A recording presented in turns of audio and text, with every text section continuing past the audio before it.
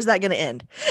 I was trying to record it on my computer. Then I hit a different button. We have to talk slow for the sign language person. I never understand how they can possibly keep up.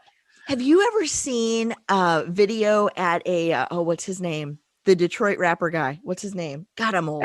Eminem. Have you ever seen his sign language interpreter on stage? No. How's that possible? Look that up on YouTube. Wow. That is some awesome stuff. Whoa. Wow. Look it up. Like, for real. Like, she gives me life. She's amazing. I gotta write that down. We are live. You never know what you're going to get from me, do you? Bobbie's like, my God, Amy, reel it in. All right, sorry. My name is Bobbie Shrivastav, co-founder, chief product officer of Rethought. I was trying to do sign language, but I forgot. So I think this is I love you.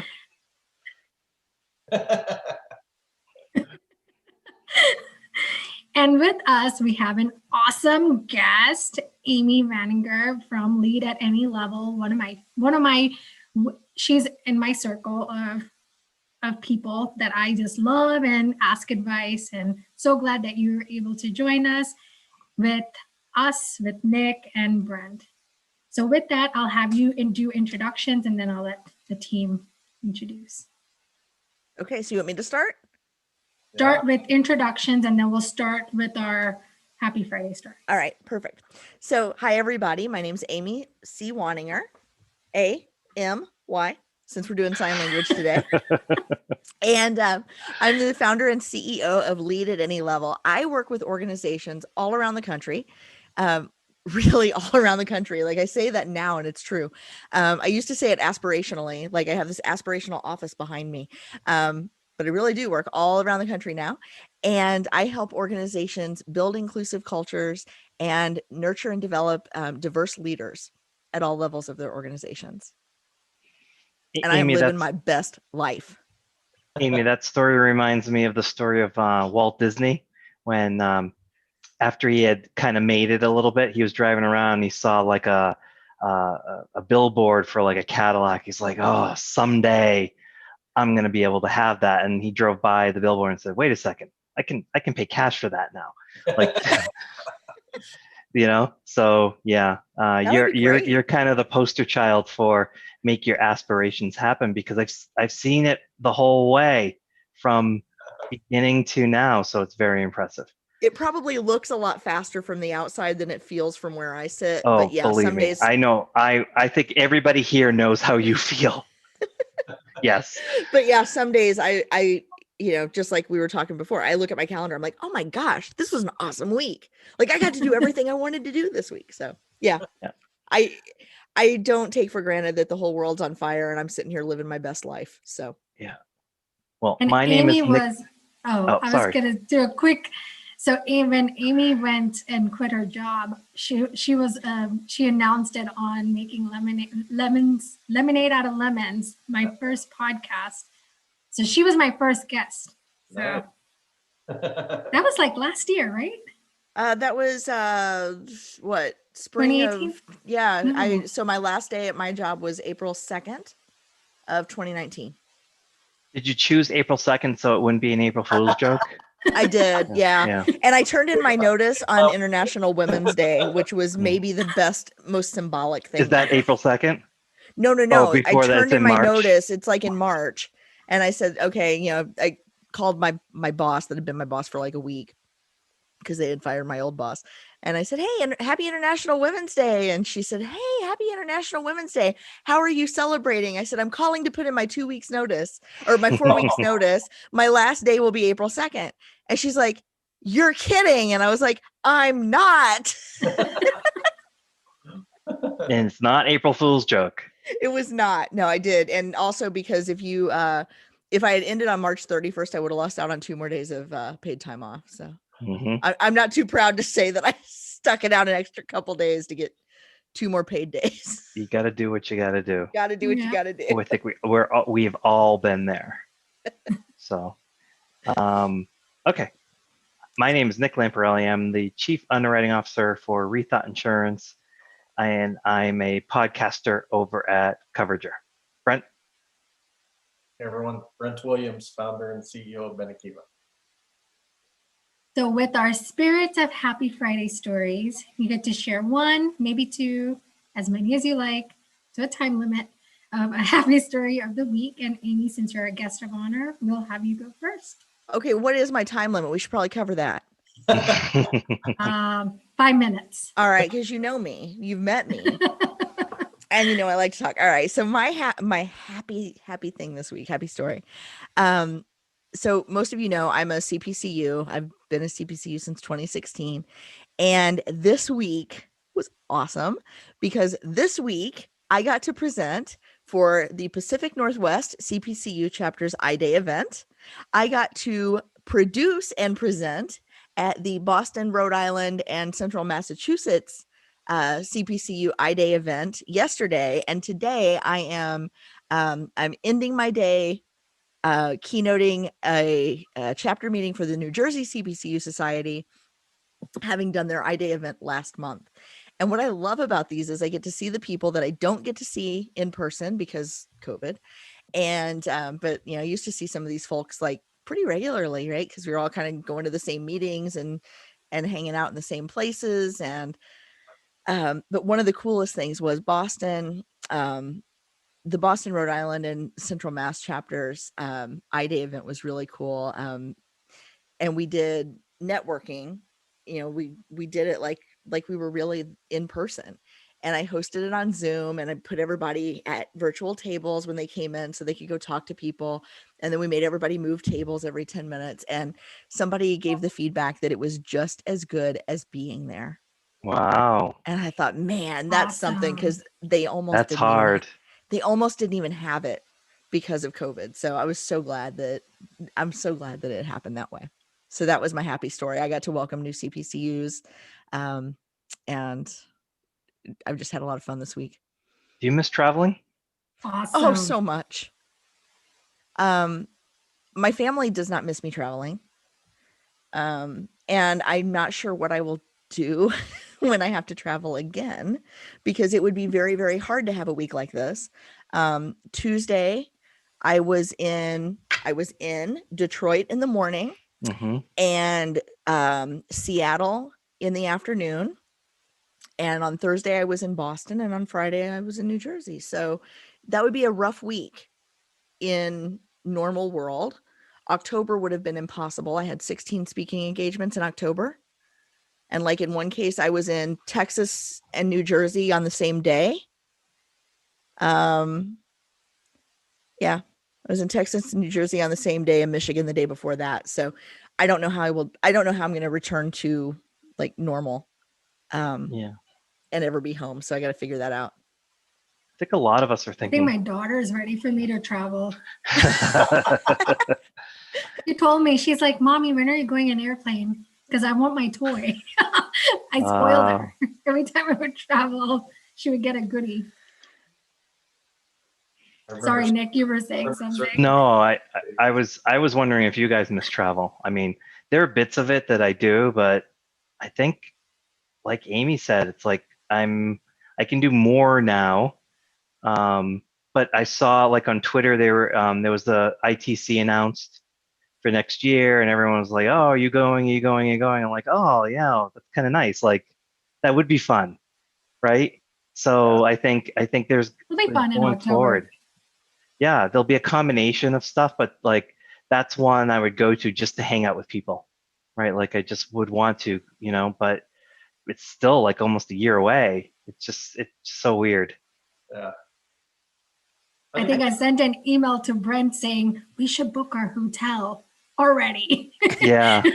Let's $5 a night at the conference site. I know. May I go? Please. It's gonna be a hybrid. Okay. My happy story is that I get boxes and gifts, and it's like, oh, what is this? Where did this come from? What did I do? What did I buy this time? So everyone knows about my watch, my Apple Watch, but I got put on the waiting list for the Amazon Halo, and it came in yesterday. You're gonna have to put it in front of your shirt because we can't see it from the green screen. Oh, what does that do? What is an Amazon Halo? So it's not a watch. It kind of looks like an ankle bracelet. I'm not gonna lie to you. Yeah, it's I would believe that. you can't, like, there's nothing to see. It's fabric on the outside. But I specifically got this one because it actually has some features that the Apple Watch doesn't measure, including your sleep habits. And I can't do that with my watch because that's what I'm charging, right? So Yeah. that and a few other things. So I got it, and you know, tech, right? Like, it's just like another toy for adults. So whatever, it still made me happy. Adding But my then, request. yeah. I'm Then adding my request of that tech. it's I mean, I did a wellness podcast. This is not part of my happy story, although it could be. I did a wellness podcast a couple days ago with a company out of the UK, and this gets to what I've been wanting to talk to Bobbie and Brent about with wellness. It's like I see this massive shift with wellness. You know, like it's. I mean, if you can get someone like me interested, like in getting excited and motivated about, you know, feeling rings and doing stuff like that, and tracking my sleep and stuff like that, I think you can get many people motivated, and I think that's good for society. So, but you know what else is good for society? Wearing a mask. Nice. So I I got thought another that's what your package. happy story is, the package. Yesterday, I got my Benakiva mask, and I've been using the the ugly blue medical ones, and I'm always envious when I see, you know, a Hazard Hub mask or a Benakiva mask. It's like, I don't have a fancy mask. I have one of those blue ones. Like, I'm just like, you know, like I'm a doctor or a nurse or something wearing one of those. So now I'm fancy, Benakiva. So, those are kind of my two happy stories. That and I broke my record. I dropped off my car at the mechanic, and I kind of programmed it and said, "Oh, he's only a few minutes away, right? I can drop the car off and walk home." And I'm walking home, and I'm walking home, and I'm walking home, and I'm like, "Wow, it seemed like a lot shorter drive to get over there." I looked at it, and it was like 7 miles. I walked 7 miles on Sunday. So I Nice. shattered my record. I had 27,000 steps on Sunday. I'm like, well, I guess I can take it a little bit easy tomorrow. So Yeah. those are my happy stories. Oh, that's awesome. It was 7 miles of walking Ugh, on I a road. blisters still on my feet from that because I was not prepared. I didn't have socks on. Oh, it was brutal, but I'm glad I did it. So, Wow. Brent? So I have a couple happy stories, and they're kind of related. They're both personal. So I started this workout journey, as the rest of us did, and I started that workout program where it's Monday, Wednesday, and Friday morning, very early, for about 2 hours. We literally go for about 2 hours now, and we finished week 12. And what's fun, what's happy about that is now we start the next phase of the workout, which is a next level. So it's new exercises, new personal records and everything, but then it's a 10-week program, and then we go to the final 8-week. And as part of that, my workout partner, friend, Logan, and I were accountability partners for working out. He got me turned on to this author called named David Goggins. And so I got his book, You Can't Hurt Me. And I started listening to that book. And I'll tell you what, if you have not downloaded that book, you have to download that book and you have to listen to it.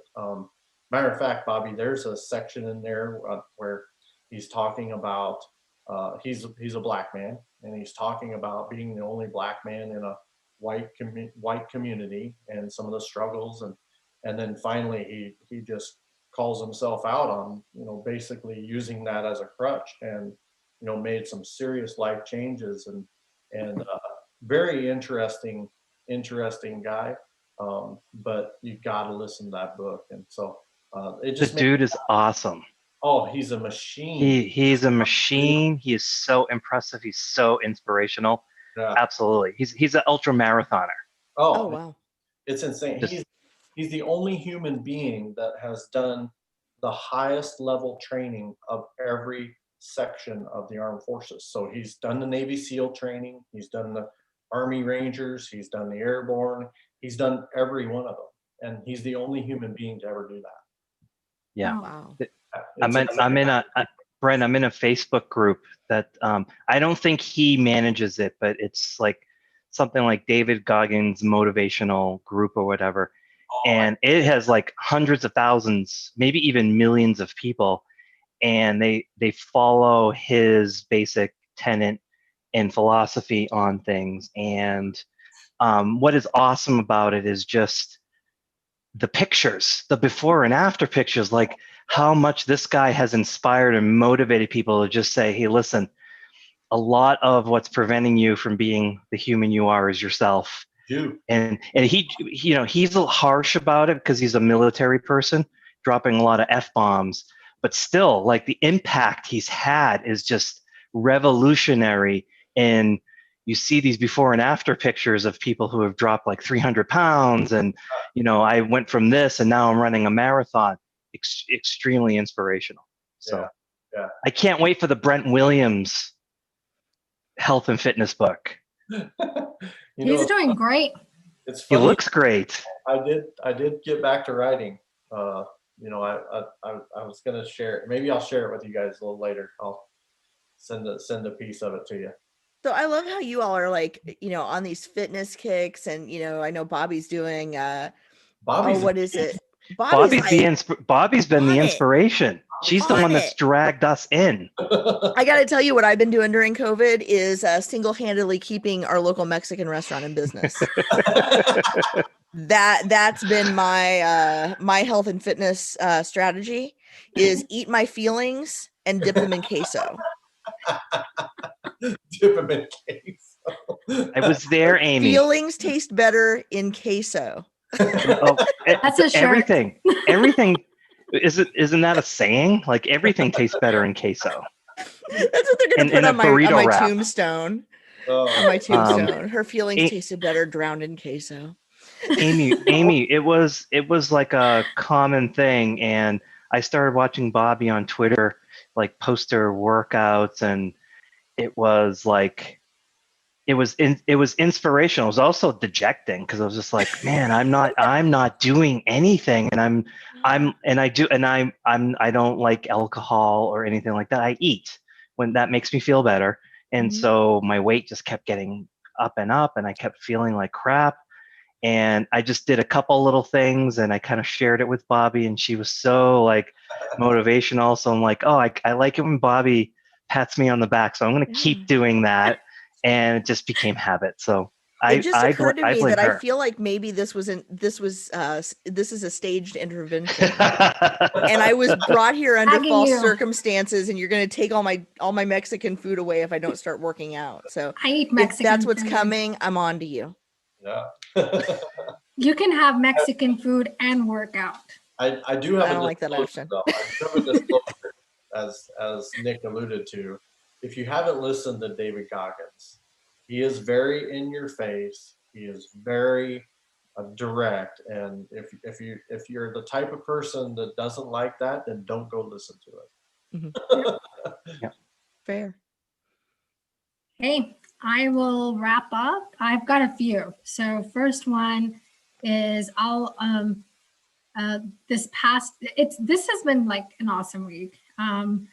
I got to share a TV moment with Savannah, with Harris and Biden speaking, and she looked at me, and Brent has met Savannah, like she calls him Uncle Brent, and she just looks at me, she's like, I'm going to be the president of the United States. And she's 5. So I mean, I love that. And then she listed off like, okay, I'm going to be a doctor, I'm going to be this. I'm like, yeah.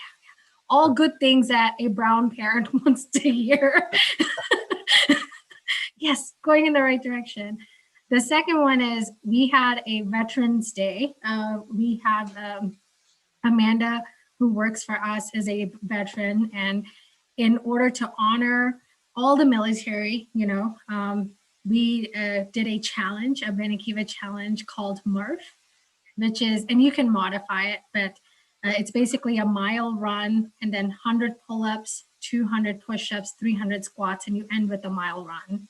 And I was very proud that members of our team, including Brent, myself, Amanda, even Suman joined in, did the Murph challenge, and it's, it was so good too. And what was great about what made me happy was when Amanda started doing it, her son was like, you know what Murph is? And she's like, yeah, I'm doing it. And he dragged 2 of his friends and they did it as a team. So it was like 4 of them doing Murph together. It was pretty cool. It's awesome. That's great team building. Yeah, and then we have fun t-shirts that we give, or prizes that we give. So last time we did like a burpee challenge.